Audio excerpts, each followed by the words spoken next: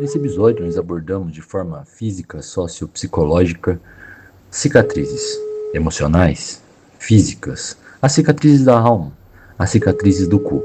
E atenção, esse podcast é proibido para menores de 12, por justamente para quem tem TDAH, para maiores de 60 anos, religiosos, para pessoas sensíveis, assustadores em geral. Ouça a sua.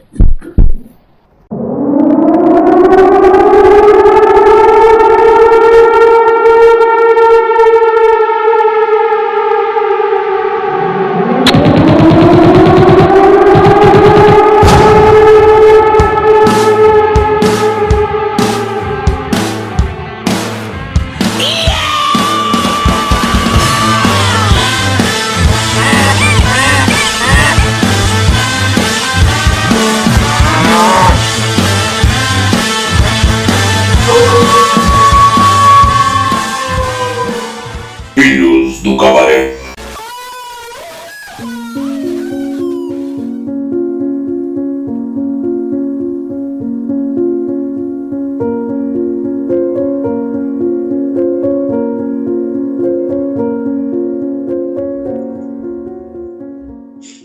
Senhoras e senhores, estamos começando mais um Filhos do Cabaré, com essa voz rouca aqui, sensual.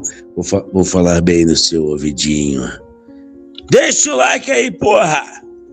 Tá foda, da gripe tá foda. Hoje eu vou falar pouco, já vou avisando meus colegas aqui de bancada e a você, ouvinte, que odeia a parte que eu falo. Hoje falarei pouco. Menos palavras, menos bobagens, né? Assim que diria o poeta, Murilão. É assim que diria o poeta, nessa melancólica tarde, direto das ondas curtas das terras brasílias, saudando todos os nossos ouvintes de todos os continentes, esperando que vocês possam aproveitar esse dia melancólico, no qual o assunto também será um tanto quanto melancólico, mostrando que a vida ela é feita basicamente de tristeza e em alguns dias de alegria. Aproveitando essa melancolia para pedir que vocês coloquem o dedo no like, curtam, comentem. Isso no nosso canal praticamente não faz efeito nenhum. Contudo, não custa tentar. O episódio de hoje é aquilo, né? Se você tem tendência suicida, antes de se matar, por favor, deixa um like aí, compartilhe com os amigos, ouça um tempo razoável, aí depois tu se mata. Aí se foda. E aí, Henrique, tudo bom, cara? Hoje aí, sem piadinha aí, hoje muita seriedade, um assunto muito melancólico, uma palavra muito legal, que eu fui descobrir recentemente o que significa, acho muito legal mesmo, e se você for se matar, deixa o dedo no like antes, fala como a gente é legal no comentário e compartilha com seus amigos, fala, essa foi a última coisa que eu vi antes de me matar, olha que legal. Um abraço aí pra você. Qual palavra que tu aprendeu que eu não peguei? Melancolia? Melancólico? Caralho, hein? Olha só, rapaz. Só agora, só hoje tu foi saber o que quer dizer isso aí. Recentemente, hoje não, recentemente. O cara, a vida inteira, escuta música emo e hoje foi descobrir o que significa melancolia. Não é uma palavra comum. Puta que pariu. Não é uma palavra comum. Faz muito sentido, eu deveria usar mais, com certeza, mas não é uma palavra comum, não. Parece uma coisa melosa. Uma coisa melosa, né? Tu já imaginou uma piroca vindo na sua direção, toda babana, né? Não, coisa melosa. É que é a única coisa melosa que tu conhece. Tu não conhece nenhuma outra coisa melosa. Conheço. Tem coisa muito melhor melosa por aí. Conheço sim. E você nunca melou o dedo numa coisa melosa. Danone, você nunca enfiou o dedo no Danone? Depois que ele ficou só na parede ali? Pra limpar o vidro de Danone? Você nunca enfiou o dedo no Danone pra limpar o vidro do Danone depois que acabou? Duvido que você nunca fez isso. Pra limpar a caixa. Vidro de Danone? vidro, caixinha, garrafa. Puta que pariu, velho. Ai, é bem Aí, melancólico. Murilo. Já começamos bem essa bosta desse episódio de hoje. Eu já tô querendo me matar, a gente nem entrou no assunto ainda.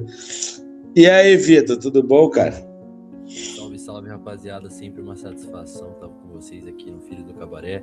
Diferente dos meus colegas de casa aqui, acredito que o tema não será melancólico, entendeu? Você aí que tá gostando das nossas sessões de autoajuda aqui que a gente tem feito semanalmente, entendeu? Bem-vindo a mais um programa aí com muita energia positiva, muita história bonita. E é isso aí. Alguém transou essa noite, hein? Alguém transou essa noite, tá muito feliz, hein? Tá muito feliz. Tem que... A autoajuda, a gente ajuda, não ajuda vocês. Alegria. Não, é que eu acho que eu já tomei uma meia garrafa de conhaque, porque eu tô com essa voz sensual também, né? Devido ao catarro que tá preso dentro de mim. Então, acho que eu tô um pouco mais alegre devido a isso. Conhaque, rapaz, faz tempo que eu não bebo um conhaque, hein, mano? Mano, Bota conhacão com mel e limão, você é louco. uns 30 anos que eu não tomo um conhaque. Minha mãe tinha uma garrafa de dreia que ela fazia receita. Ela fazia receita com aquela bosta. Um dia ela foi olhar assim, ela, caralho, por que essa porra tá pela metade? Evapora, fica aberta, evapora. E a mãe do Bruno fala que nem a Dercy Gonçalves, não sei se vocês perceberam no detalhe. Pelo menos pela imitação dele, a interpretação dele, da mãe dele. Ela diz que não, mas eu aprendi a falar palavrão com ela. Que eu me lembro muito bem quando eu era criança, assim, qualquer coisa, eu tava lá lavando louça aí, sei lá, quebrava um copo lá, puta que pariu, merda! Eu lembro disso pequeno, assim. E ela diz que não, ela diz que eu aprendi na rua. Eu aprendi com a senhora. A senhora que não lembra, que a senhora xingava. Merda! Eu via direto, assim. Eu estou lá, tava vendo televisão lá de bucho, tava assim, merda! Falei, entendeu? Puta que pariu! O meu irmão começou a falar palavrão cedo também. Começou a falar cedo e falar palavrão cedo. Aí tentam descobrir por quê, né? Se foi meus pais, se foi na rua. Mas como que foi na rua, assim? Com menos de um ano eu já falava palavrão já. Ele foi na rua. Parou. Menos de um ano falava palavrão, Henrique. Menos de um ano, juro pra você. Menos de um ano nem fala. Quanto mais palavrão, O meu irmão falou cedo, porra. Tem gente que fala cedo. Qual palavrão que ele falou? Caiaio. Ele falava caiaio no médico enquanto ele chorava pra não tomar injeção. Assim, esse tipo de coisa. Isso aí minha sobrinha também pegou um monte de palavrão que eu falava perto, assim. Uma vez eu lembro até hoje esse lance aí, mas só que ela não tinha mesmo, tinha tinha uns 2 anos já. A gente viu um filme lá do Stephen King, que eram 2 fitas VHS. Aí a gente tava vendo, só que era aqueles lances que passou como seriado e os caras compilam como filme, né? Aí tava vendo assim, tinha uma fita de 1h30. Eu falei, deixa eu ver quanto tempo é a segunda fita, né? Era 1h30 também. Eu falei, caralho! Ela fica assim, Caio. Eu falei, caraca, menina. Fodeu. Ele começou a falar assim, ele me falou que ela não sabia onde ela enfiava a cara quando eu levava ele no médico. Ele chorava, saindo tudo ranho e ele gritando, caiaio. Ela falava buto também. Buto. Para, seu buto. Aí você pode perceber que é carioca mesmo, né, velho? Mas o que tem, velho? Não, carioca chama os outros de puto, né, velho? E as mães também.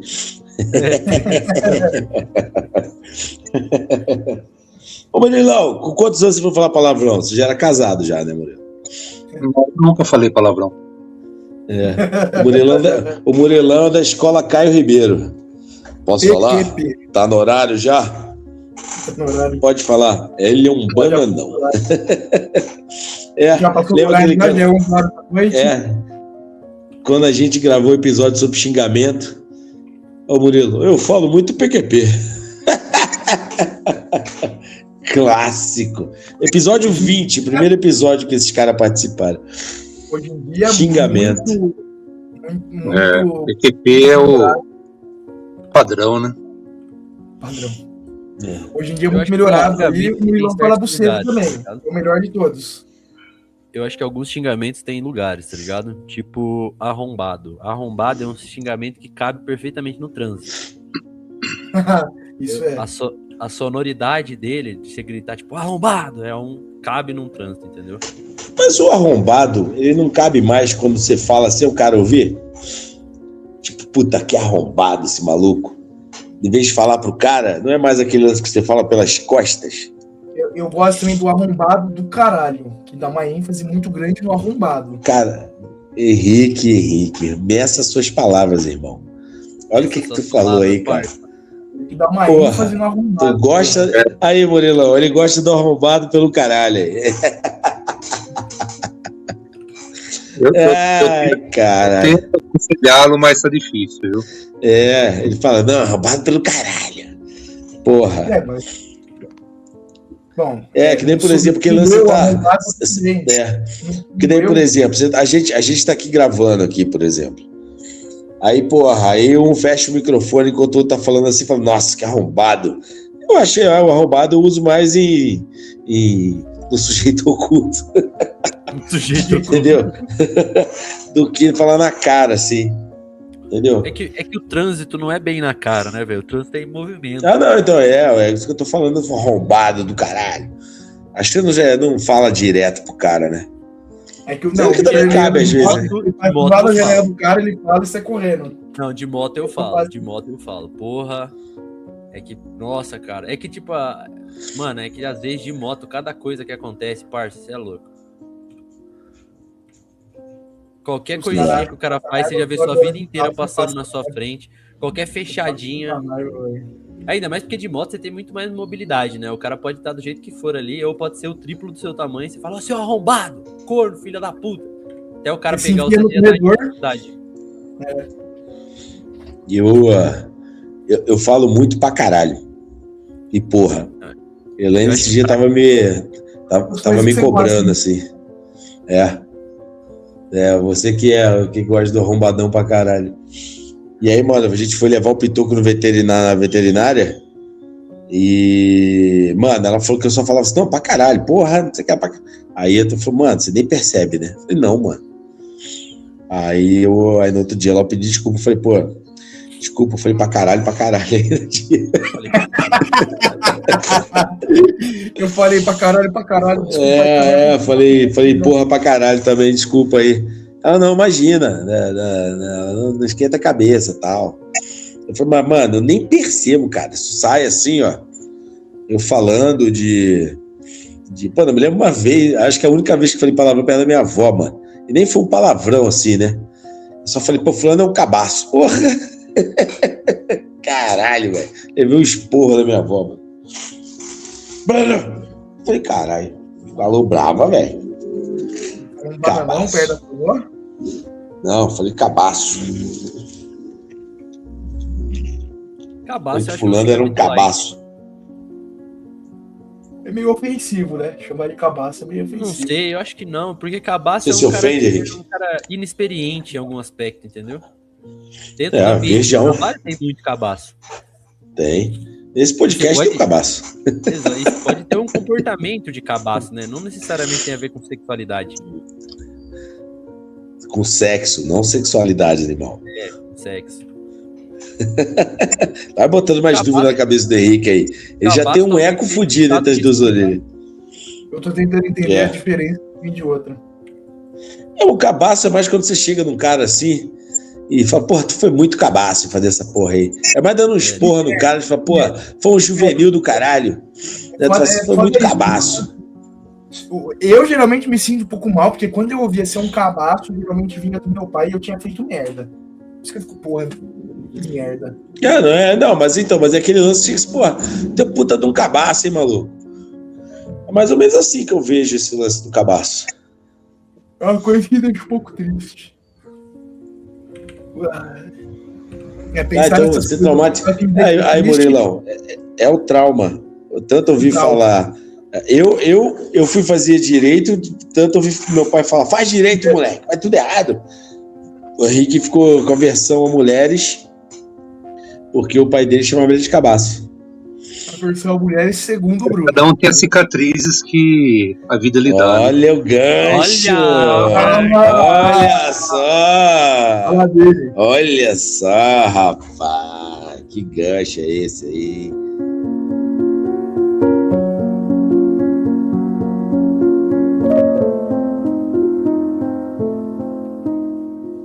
Rapaziada, é o seguinte, hoje a gente vai falar sobre cicatrizes. E cicatrizes, elas podem ter vários significados, assim. Elas podem ser físicas, podem ser sentimentais, podem ser na alma. Você pode olhar para uma cicatriz no seu corpo e abrir um sorriso, lembrando, porra, esse dia eu estava muito doido, não deveria ter pulado do banco de trás pela porta, pela janela da porta da frente, lá no posto, perto da faculdade, né? E fiquei com a cicatriz no nariz. Como também tem outras cicatrizes, assim, que eu tenho no joelho, que eu me lembro brincando, criança, quebrei uma porta de vidro no meu joelho. Mas existe aquelas cicatrizes também que, muitas vezes, a gente carrega, ela acaba moldando o que a gente se torna a partir delas. Né? Tem muita coisa que machuca a gente, que fica aquela cicatriz, e a partir a gente existe antes e depois daquela cicatriz. Né? Então, é sobre isso que a gente vai falar hoje. Tanto a gente pode falar de cicatrizes físicas, né, de uma coisa, como pode também falar que vai ser talvez o cerne de todo esse episódio, são as cicatrizes, aquelas que a gente não vê, mas a gente sente. Olha, essa frase ficou bonita, hein? E aí, Murilão? Eu não vou falar muito hoje, não, senão eu vou começar a tossir igual um cachorro, velho, que tá foda. Então, e aí, Murilão? Você que é o cachorro, velho, sem tosse do podcast. Você tem muitas cicatrizes, Murilo? Você carrega muitas cicatrizes em você? Carrega algumas, né? Como todo ser humano, principalmente pessoas da minha idade. É inevitável você passar pela vida sem carregar cicatrizes. Obviamente que as cicatrizes, elas vão muito mais do que essas marcas do tecido epitelial, apesar de que essas marcas, elas também têm uma referência sentimental, mas elas são inscrições, na verdade, do tempo, né? Da dor, da sobrevivência no corpo e na mente. Quando a gente olha através de diferentes lentes intelectuais, por exemplo, a gente vai verificar camadas profundas de significado. Se você olhar, por exemplo, na filosofia, a cicatriz ela é uma evidência física da nossa vulnerabilidade, por exemplo, e também da nossa historicidade. Alguns pensadores, eles tentaram entender essa condição humana, porque o corpo, ele é para além de uma máquina abstrata, mas é um lugar onde a existência ela pode acontecer. Então existe, por exemplo, a marca do devir, e a pele lisa ela representa a potência, a cicatriz representa o ato, o evento que já ocorreu ou modificou o ser de alguma forma. A resiliência em Kintsugi, que é um diálogo da filosofia oriental, que é a chamada arte de reparar a cerâmica com ouro, onde a falha ela não é escondida, mas ela acaba sendo celebrada. Então a cicatriz ela acaba sendo a prova de que o sujeito ele enfrentou contingências do mundo, do tempo, ele conseguiu, ou ele quebrou e conseguiu se refazer, ele tornou-se um ser mais complexo do que ele era antes. Existem também as perspectivas que a gente pode colocar como perspectivas sociológicas, que são marcas da classe social que a gente vive, do trabalho, né? Então, por exemplo, cicatriz na mão de um operário, de um agricultor, que mostra, quer dizer, aquela história relacionada ao labor, ao trabalho pesado que ele praticou durante uma vida toda, né? No interior, principalmente de Minas, eles chamam isso de tarefa. Mostra também a exploração que muitas pessoas elas acabam por passar, né, durante a vida, né? A gente tem também marcas de cirurgias estéticas, de acidentes. A gente pode colocar, por exemplo, marcas que os presos dos campos de concentração eles tinham tatuado no corpo através de números. Nós temos também as cicatrizes relacionadas ao gênero, à raça, à violência. Você tem um sociólogo conhecido, não, seu nome é David Le Breton, aponta que o corpo, ele de certa forma, ele fala. E as cicatrizes, elas são decorrentes dessa violência urbana, né, da violência doméstica, de rituais de passagem, por exemplo. Então, você tem, por exemplo, algumas culturas que elas utilizam as chamadas escarificações, que mostra que aquela pessoa ela já passou por um rito de passagem, então ela transitou da infância para a vida adulta. Essas marcas elas podem ser feitas, por exemplo, com objetos cortantes na cabeça, por exemplo, ou você ter a mão com cicatrizes picadas de determinados insetos, como abelhas, mostrando que aquela pessoa passou por um processo um processo ritualístico, né? Então dando para ele uma sequência na vida social dessa tribo. Isso aí são como marcas sociais, por estar relacionado ao poder, à cultura, que moldam a pele, a carne de forma bem concreta e por vezes pode mostrar uma desigualdade entre os homens. A gente pode verificar também sobre a perspectiva de Freud e de Lacan, em que as cicatrizes elas traduzem a perfeição do conceito ligado ao trauma e também ligado à sintonia do homem com o mundo. A palavra ela falha e o corpo ele fala. Quando a dor psíquica que todo ser humano de alguma forma tem, ou de um evento avassalador na vida de uma pessoa, pode ser desde a perca de uma pessoa querida, ou de um acontecimento em que inevitavelmente a pessoa irá mudar o caminho e destino dela, ela consegue ser elaborada através do que a gente chama de simbolismos, né? E muitas vezes esses simbolismos eles acabam por criar marcas no corpo para além da questão da marca epitelial, mas pode ser considerado uma marca da alma. Existe também a marca do chamado corte original, que a gente coloca essa marca, por exemplo, no umbigo da criança, que talvez seja a primeira cicatriz que nós temos, que é a separação que acontece, né, com o ser humano em relação à sua mãe. Então, fica essa marca residual praticamente por toda a vida, dessa primeira separação que vai acontecer com o ser humano. A cicatriz psíquica, ela funciona também de forma semelhante a isso, só que em vez da pele epitelial ou do tecido epitelial, ela vai ser na chamada pele psíquica, que se fecha sobre uma ferida que tenta, de alguma forma, proteger o ego, e acaba deixando esse tecido rígido, que é uma forma de defesa em que Freud vai colocar isso aí como as nossas neuroses.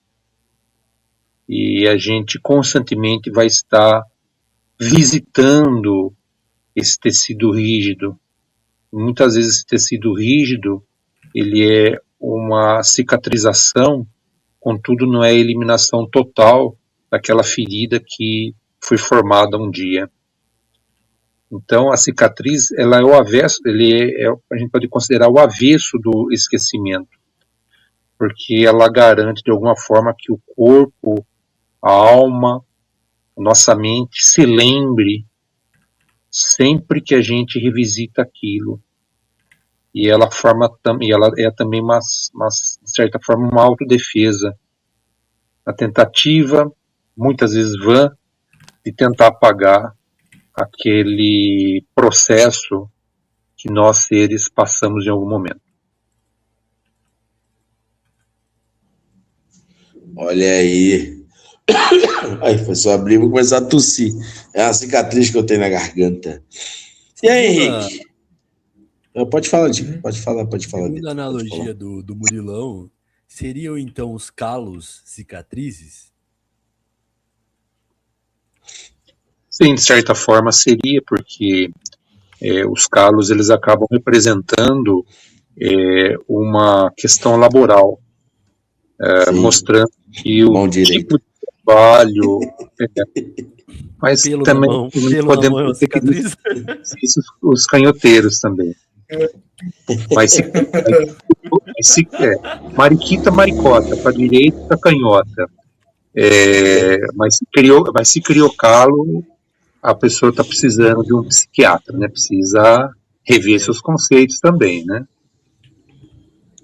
Está precisando ir para a trilha, né? Esquecer um pouquinho mariquita, maricota e ir para a trilha, né? Para ver alpiste, né? Foi isso que tem a ver. Com 2 caras vendo saquinho de alpiste. Tá. Eu acho que a sua referência não foi boa, o saquinho de alpiste, porque na verdade não era um saquinho de alpiste, era um alpiste sendo seco na rua, tá? Agora, saquinho de alpiste talvez tenha alguma referência sua aí, Castilho. O que te incomoda? Se eu posso concluir meu pensamento, ou esse podcast ele não é democrático o suficiente, né? Lá em Teresópolis, não é suficiente. Os coleguinhas andando, né, em filinha indiana, né, com um saquinho de alpiste na mão, né? Aí iriam fazer depois lá embaixo, chamado remo holandês. Quem falou que estava numa trilha com 2 coleguinhas, não foi eu não, hein? Tá gravado esse episódio passado, hein? Tava no mato. Fomos lá no mato andar. Já tá bom, não, coleguinhas, já começou errado, você percebe? Você não entendeu a história que eu contei, você percebe? Você não escutou o episódio, não eram 2 coleguinhas. Esse negócio de 2 coleguinhas deve ser lá em Teresópolis, aquela filhinha indiana. Era quem? Com quem que você estava andando no mato então, Marilão? Não era. Quem que você estava andando no mato? Não era.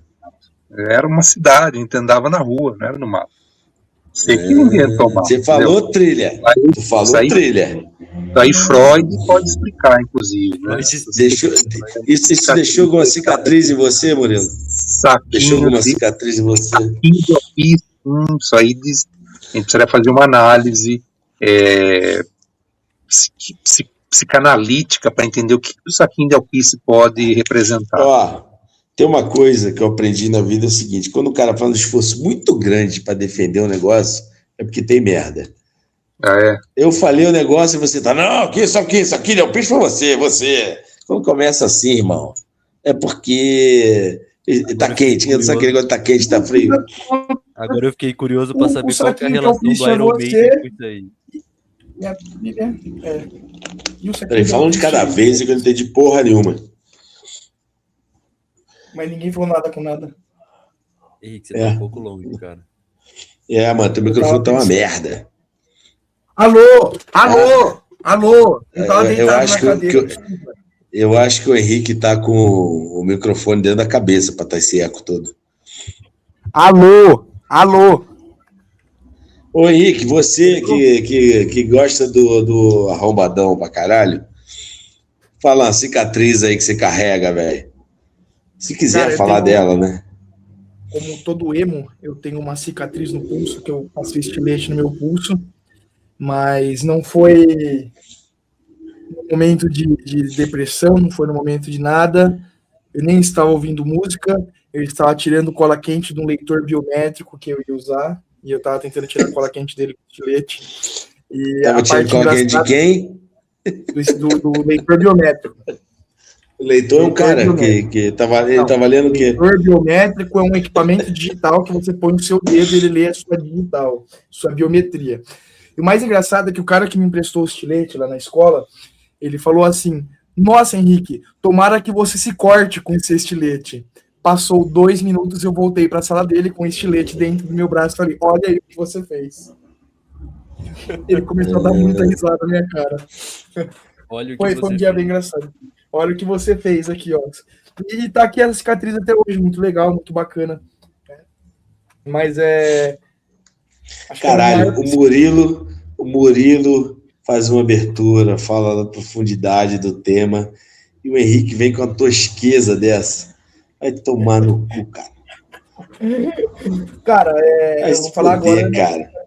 psíquica Porra, Murilo, como tu se sente depois de, porra, tu aí abrir o Google, ler tudo que o Google fala sobre cicatrizes, e aí vem o Henrique falando, eu deixei estilete cair no braço. A tomar no cu, cara. A tomar no cu, cara. PQP, né? Porra, é PQP.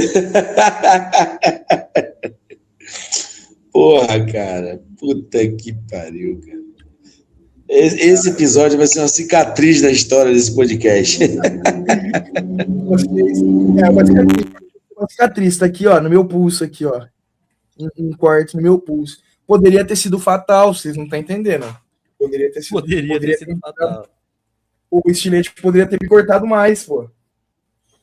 Vocês têm que pensar que eu também sou uma pessoa normal, né? Embora não pareça. Aí eu vou falar também de uma cicatriz psíquica que eu acho que nós todos aqui carregamos algo similar, mas para mim é uma coisa que marcou muito, porque foi... vou falar do que mais me marcou, né? É o negão da piroca. Cicatriz que todo mundo que tem o WhatsApp guarda. Essa aí é difícil. Essa aí é complicada. Essa aí... Aí eu... Henrique, que caminho você tá indo? Caminho você tá indo? Eu tô falando da cicatriz que todos nós temos, mas para mim a que foi a que mais marcou, né? Todos nós temos algumas dessas, mas é do meu cachorro, cara. Meu cachorro que para mim foi... Eu não tinha muitos amigos quando eu era pequeno, mas eu tinha o meu melhor amigo em casa, né? O meu irmão mais velho, a gente nunca se deu muito bem aí, pela diferença de idade, né? Diferença de 5 anos, então demorou pra gente começar a se dar minimamente bem. Então me dava muito melhor com o meu cachorro, né? O cachorro e eu tinha 3 anos de diferença, e ele foi pra casa, eu devia ter uns 5 anos, e aí foi até os meus 17 junto com ele, meus 16, 17. E aí foi um dia que eu lembro exatamente quando a minha mãe chegou e falou assim, ele não resistiu, ele foi nessa aí, ele passou a noite inteira sofrendo muito, e aí seu pai me ligou de manhã para ir lá buscar, para levar sacrificar, que ele não tinha coragem, ele não tinha condição de sair de casa. Aí depois desse dia eu não lembro de mais nada, nos próximos 1 mês e meio, 2 meses eu não lembro de quase nada. É um borrão muito grande, principalmente a semana seguinte, que eu lembro só que eu não saí de casa. Eu tinha aula normal, mas eu só não saí de casa. Tipo assim, segunda-feira eu peguei um ônibus, eu fui no veterinário que minha mãe levou para levar sacrificar e tal. Perguntei se eu poderia ver o corpo, se estaria lá ainda, né? E não, claro que não estava mais, né? Porque passou o final de semana todo. E aí eu voltei para casa, peguei um outro ônibus, voltei para casa e eu não saí mais de casa durante aquela semana inteira. Eu não falei com ninguém, eu não fiz nada, nada de nada. Então foi... E aí vem um borrão muito grande desse espaço-tempo, assim, as pessoas acham que parece besteira quando a pessoa sofre um tipo de trauma, que ela perde a memória, uma memória desse tempo ali, é meio complicado de lembrar as coisas desse tempo, mas pra mim vivenciei isso, né, vivenciei até hoje, né, eu não lembro muita coisa depois disso, foi ali pro final do meu ensino médio, né. Boa. Mano, pelo menos uma parada boa. Não com o estilete no meu braço. Sabe uma fita que quando o Murilão falou, eu lembrei na hora? Quando eu saquei que eu era pobre, velho.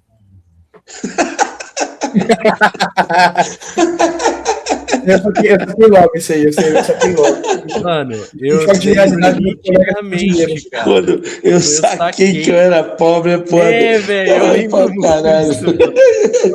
Caralho, não dá pra fazer isso. Ô, mano, eu acho que eu tava... eu acho que todo mundo... Você ouve, acho que ainda mais pra gente, você tem uma noção, tá ligado? De qual que é a sua posição social ali, pá.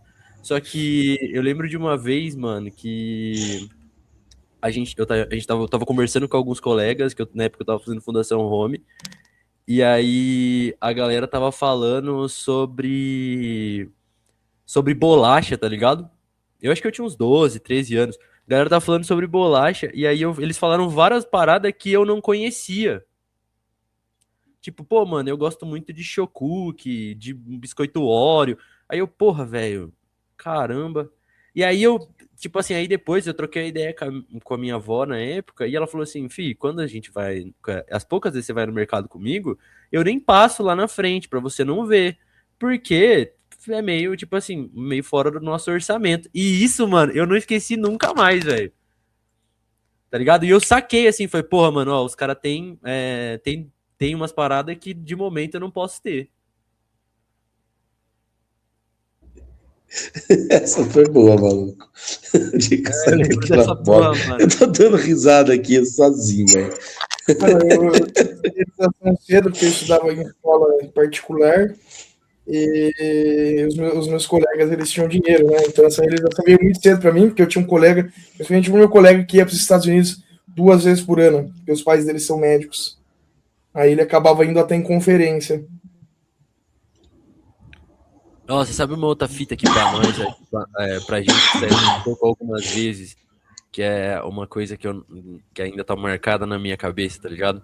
Por mais que você seja bom, sempre vai existir alguém melhor. Cara, eu Mano, não acho que tem que ser em relação à luta, não é assim. Acho que é não, do dia, mano. é que Do dia. eu acho que pra mim, não, eu era um cara muito arrogante, tá ligado? Eu acho que pra Ou mim era? Era? era pra caralho, era, Era? nossa, puta que pariu. Era mais do que é hoje? Nossa, Caralho. nem fudendo, mano. Você é louco, se colocar o Vitor de 17, 18 anos pro Vitor de quase 30 agora, porra, é outro ser humano. Pra tu ver como é que ele era insuportável, hein, Murilo? Pois é. Pelo menos eu amadureci, né? Tamo aí. Não sei, isso é você que tá dizendo. Isso é a percepção que você tem de você mesmo, não que a gente tem. Lembre-se disso. A percepção do outro normalmente não vai de encontro às expectativas que a gente tem em relação a nós mesmos. A visão que a gente tem da gente no espelho não é que as pessoas têm da gente, né? Essa foi boa. Eu era arrogante, falei, como assim era? O que aconteceu? O que aconteceu? O que aconteceu nos últimos dias aí? E cicatrizes físicas, rapaziada? Tem alguma Já falei aqui do meu pulso, aqui, ó. Não, mas, por exemplo, mano, eu caí de moto e lesionei a minha. E tipo, perdi um dos ligamentos do tornozelo, tá ligado? Porra. E, cara, vou falar pra você, faz falta pra caramba, mano. Faz falta pra caramba. Toda vez que esfria, meu tornozelo dói. E eu não posso usar agora qualquer tipo de tênis, porque senão fica meu pé, tipo, se eu pisar torto, meu pé incha. E, porra, velho, é um bagulho que vai me acompanhar o resto da minha existência e não tem o que fazer, tá ligado? Vocês têm alguma cicatriz dessa? Não. Tem corte de soco, de joelhada, de porta de vidro que caiu em mim, joelhada que eu dei em porta de vidro, mas nesse ponto não. O que eu tenho aí, não sei se dá para ser considerado como cicatriz, é o desgaste do tempo, né? Tanta repetição da mesma coisa que vai tudo pro caralho. Tendão vai pro caralho. Não sei. Mas assim, esse ponto de ter tido um acidente, não. Eu tenho 2 quedas de moto aí decente que eu me ralei pra caralho, mas nenhuma que eu fiquei tão ruim, velho. Meu pé. Lembrei de uma que eu tenho. Eu tenho um dente quebrado do acidente de carro que eu sofri em 97. Eu fiquei com o dente emendado até 2007. Eu tava comendo pizza.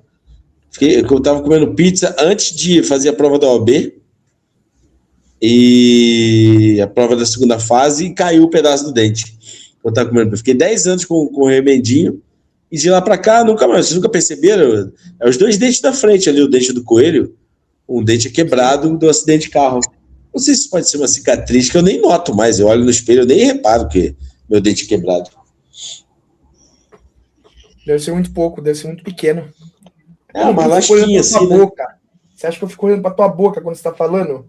Nossa, você olha pra ver se eu tô com... Você fica olhando pra ver se eu tô de cueca sem, né? Eu acho que não. Eu tenho um trauma de dente quebrado porque o Visconde quebrou um dente meu uma vez. Eu demorei 6 meses pra arrumar, velho. Foi um atacante ainda, foi um dente da frente. Atacante mais conhecido como... O dente que o Bruno falou de dente do coelho aí. Pô, mano, gastei 600 Como é que chama? pau pra arrumar o dente. Como é que chama esse? Como são os Incisivos. nomes dos dentes? Se não Incisivos? me engano, é incisivo. Os da frente são incisivos. Provavelmente você deve estar errado.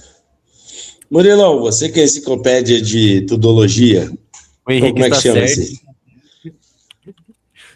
Os dois dentes da frente chamam incisivos centrais, aí os laterais são os incisivos laterais, aí depois vem canino, pré-molar, primeiro molar, segundo molar e assim vai. Eu falei. Olha só. Eu tive essa aula na faculdade. Que educação física se aprendeu o nome dos dentes, mano? Anatomia. Anatomia, né? Anatomia básica, né? A gente tem anatomia 1 em educação física. Eu deixei uma vez a cicatriz em 2 caras por causa desses 2 dentes. Me lembro que lá no meio dos anos 90... Cara, mordeu as costas dele? Como lá no meio dos anos 90, eu tinha um camarada que era DJ, então vivia fazendo festinha, né? Pagava entrada, ia lá e fazia muito no salão da igreja. E teve uma época que era comum, o Smell Like Teen Spirit estava estourada e tocava em todo o baile. Só que tinha uma ordem, tocava Give You Away, pra galera já ficar esperta, que na sequência todo DJ fazia isso. Tocava Give You Away do Red Hot Chili Peppers e depois ia tocar o Smell Like Teen Spirit do Nirvana. E aí, mano, abria aquela roda gigante no baile, assim, todo mundo na roda punk, né? Porque não interessa se você era funkeiro, não era ficar todo mundo naquela roda punk. E eu me lembro dessa vez, no salão da igreja, tinha os camaradas, todo mundo camarada, né? Tem quem fazia segurança, a gente conhecia todo mundo. E aí a gente estava lá nessa rodinha assim, aí qual foi a minha ideia? Na hora que a música esquentar, eu vou pegar impulso na parede e entrar na roda empurrando todo mundo. Aí, vejo que eu fiz isso. Só que quando eu fiz isso, os caras da segurança, já tinham falado, cara, tinha entrado meio, calma, para, né? Não faz isso. Mano, eu fui. Pum! Aí eu fui e nisso eu dei nas costas do segurança, né? Do Carlinhos de segurança. Dei nas costas dele, assim. E aí ele deu aquele chicote, né? Que ele abriu a boca quando deu o chicote assim, no pescoço, e os 2 dentes dele foram na testa do outro camarada meu, o Michael.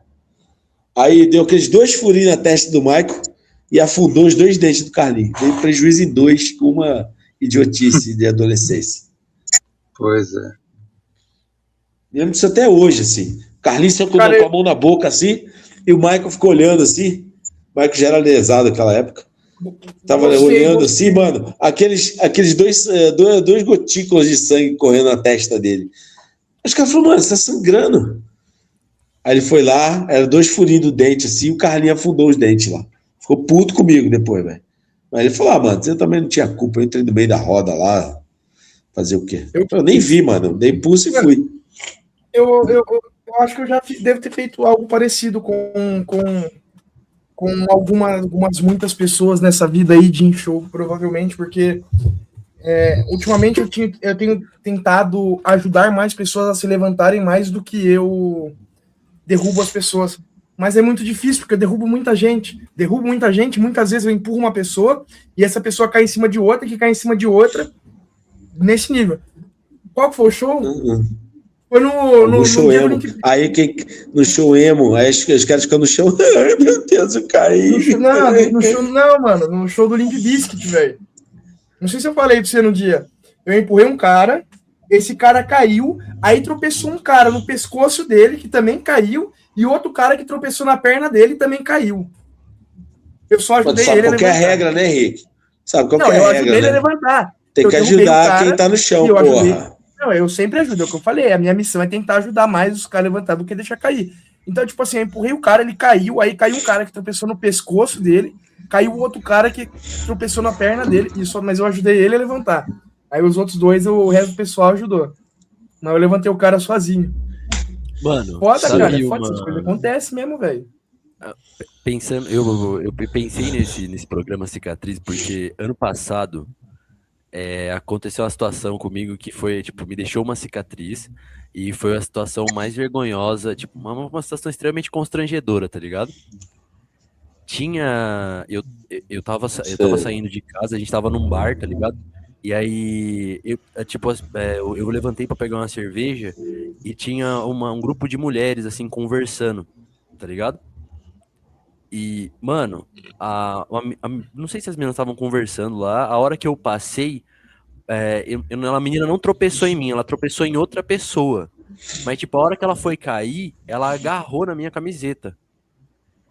E, mano, tipo, eu não sei como, mas ela conseguiu rasgar a minha camiseta e a unha dela fez um corte enorme no meu peito. Eu não sei o que tinha na merda da unha dela, não sei que tipo de material, Caralho. adamante ou vibrânio, alguma coisa mística que tinha lá. É, Mas, mano, é. eu fiquei com uma cicatriz enorme e eu tava sangrando, né? E aí, tipo assim, o segurança apareceu imediatamente, porque, pô, ele ficou. Ele viu, tipo, aí eu sem camisa, sangrando, e a menina caída. E aí ele veio na minha direção já, porra, vou pegar esse cara no soco. E eu tava meio travado, falei, pô, calma, porque eu não, até eu fiquei perplexo. Aí a menina falou assim, nossa, não, desculpa. Aí o segurança virou pra mim e falou assim, ah, foi você então? Mano, aí ele agarrou a menina pelos cabelos e foi arrastando ela pra fora do bar. Caralho. E eu tava, e tipo assim, eu fiquei meio congelado, porque eu falei, porra, velho, eu devia ir lá falar que foi um acidente, mas ao mesmo tempo a menina rasgou minha camisa e me cortou. Vai tomar no cu dela também. O que ela tinha na unha, velho? Caralho. Mano, não faço a menor ideia, mano, mas tô com uma cicatriz enorme ainda aqui, velho. Tem um palmo de comprimento. Se tentasse isso mais 100 vezes, não ia conseguir fazer. Não, cara. Cara, Eu, se você mano, e contasse essa história antes de propor o tema, eu não permitiria que a gente gravasse. Que história Ah, merda, velho. não, a história é uma bosta, mas o tema foi bom, pô.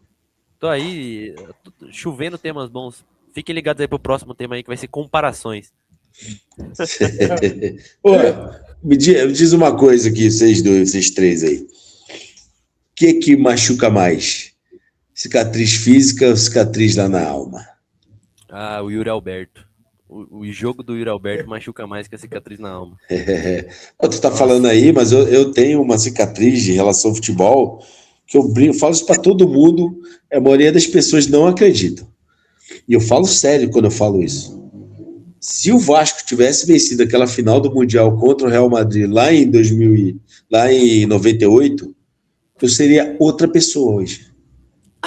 Eu seria outra pessoa. Tu falou sério. Eu não seria esse cara amargurado, esse cara rancoroso. Eu seria outro cara.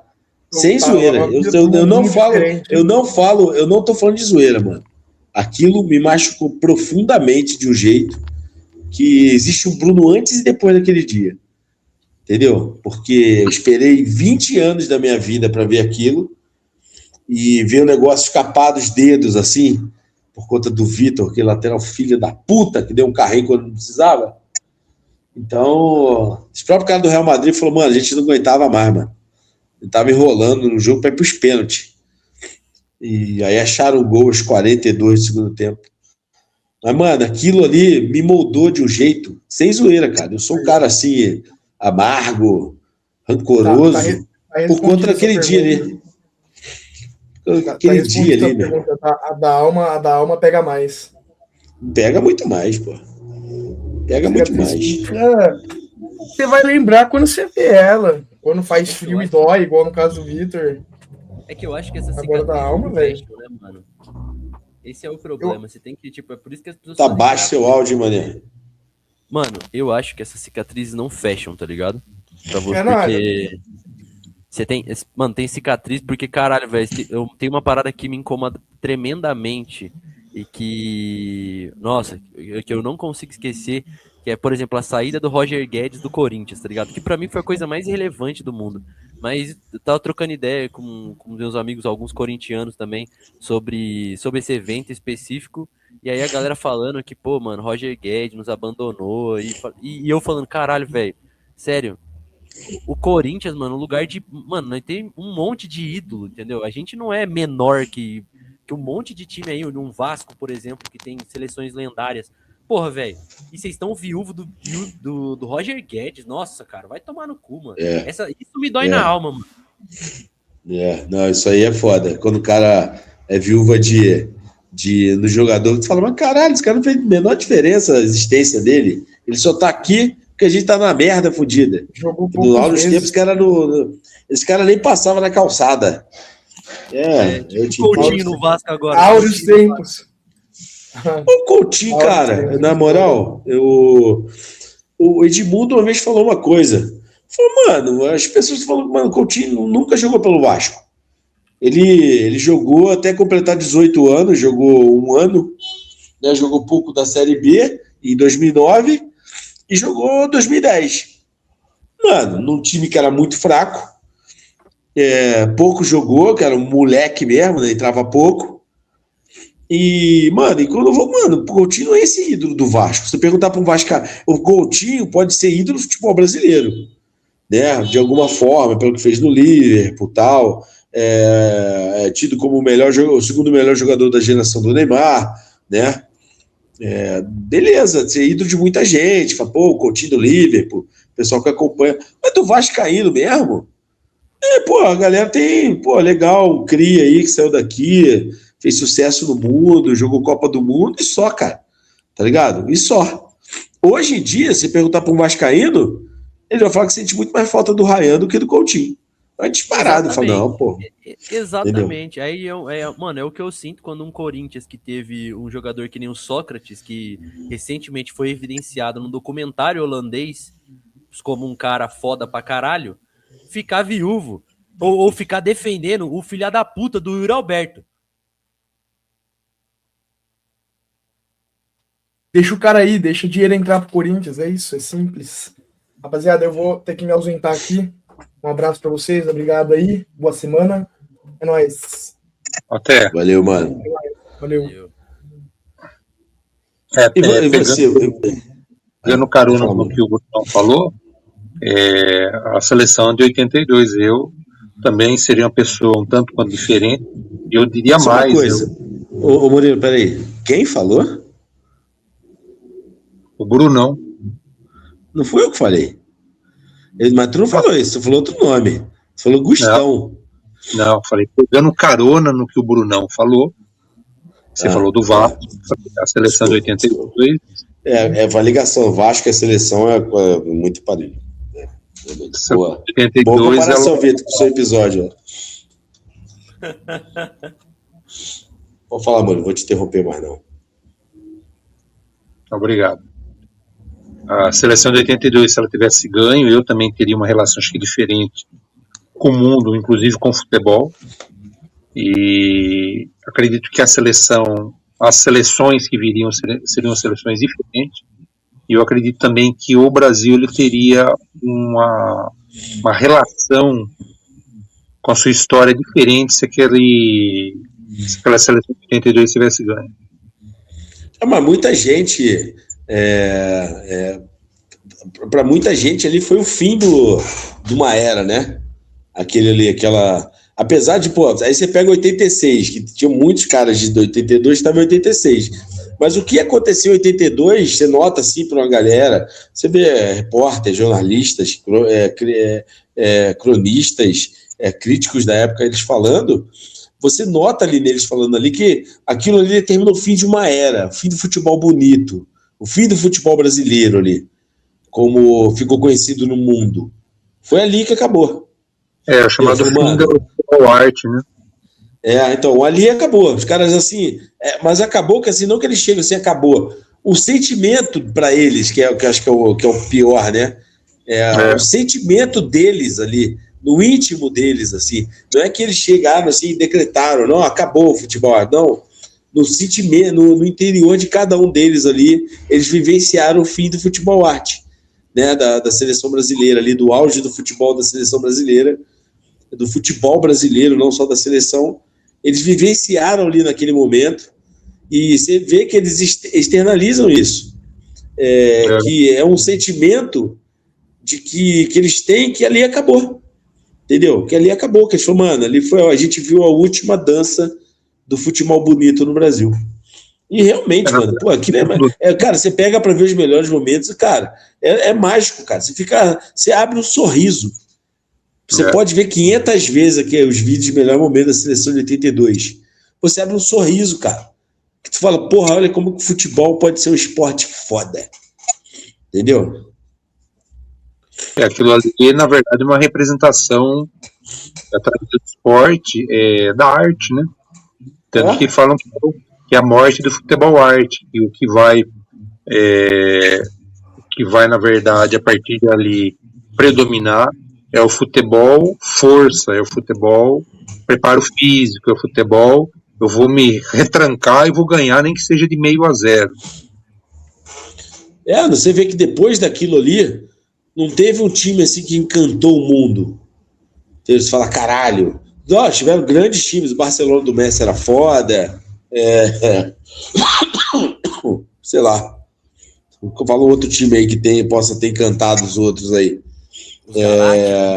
Não, São Paulo do Telê. Mano, os Galácticos não eram um time bom. Era um time cheio de cara foda, mas não era um time. Você olhava assim, você não viu um time jogando. Você viu um monte de cara foda no mesmo time.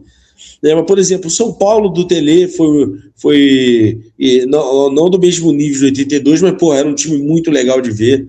Principalmente ali 92, 93, sabe? Era um time muito foda, cara. Pô, eu acompanhava, cara. Lá no Rio, eu acompanhava os jogos de São Paulo, cara. Entendeu? Porque eu achava foda aquele time. Falei, mano, olha que futebol maneiro, cara. Sabe? Que gostoso ver. Pô, tinha o Valber, velho, que catava a bola lá atrás, lá. E, porra, vinha tabelando e metia golaço em final de Libertadores, pô. Entendeu? Então, talvez ali, assim, ó, você pega alguns momentos do time do Messi do Barcelona, não o tempo inteiro, tinha época que era muito insuportável aquele time, e chato. Esses 2 anos do São Paulo, entendeu? Acho que, cara, aí tem coisas, eu tô falando de forma geral, né? Aí tem coisas assim mais pessoais, por exemplo, o Vasco de 2000 para mim era uma coisa inacreditável, entendeu? Que aquele lance que tu sabia que o de 97 também, aquela época, né? De 97 a 2000 ali, era um lance que tu sabia, falou, mano, do jeito que tá jogando aí, ninguém vai ganhar da gente esse ano, entendeu? Então era um negócio meio doido, né? Mas também era uma coisa muito pessoal minha, não era uma coisa sempre de todo mundo, né? Mas eu acho que o time do Telê, do São Paulo, era um time bem unânime, assim, todo mundo falava, né? Do futebol bonito que o São Paulo jogava, né, cara? Todo mundo parava pra ver. Entendeu? Era um time bonito de ver, de jogar pra caralho. Tá ligado? Com certeza. Vambora, rapaziada. Vamos nessa. Vocês têm mais alguma cicatriz pra acrescentar no episódio aí? Já todas as foram faladas. Né? As outras eu acho que é pra nós mesmo. Né? Tem umas que não podem ser ditas, né? Que é até melhor, né? Porque a gente nem entrou no quesito cicatrizes que causamos, né? Não, isso aí eu sou o rei. Sentimental, então, porra. Se fosse abrir um comentário aqui, fala assim, alguma vez minha mãe tem uma frase sobre mim, uma definição, só para encerrar, e tocando esse assunto, ela fala assim do meu irmão, fala assim, seu irmão é grosso, ele é estúpido, você machuca. Minha mãe sempre falou isso, falou, você machuca, né? Eu sempre tive esse problema, assim, somente quando eu me sinto acuado ou me sinto diminuído, eu relembro a pessoa. Eu relembro a pessoa as coisas que eu sei dela, entendeu? Aí eu falo, você tá falando de mim, mas e tal coisa? Entendeu? Então, é foda, né? Mas ela sempre, a minha mãe, isso ficou na minha cabeça, assim, minha mãe fala, seu irmão é grosso, é estúpido às vezes, você machuca. Quando você fala as coisas, você machuca os outros. E realmente, todo mundo que já se relacionou comigo, assim, na forma mais próxima, carrega vários machucados comigo, assim. Vários. Eu não tenho orgulho disso não, tá? Não falo isso com orgulho, não. Mas é uma característica do gordão. Bora, rapaziada. Bora. Vamos nessa. Valeu, gente. Boa semana que vem. Pra nós. Valeu.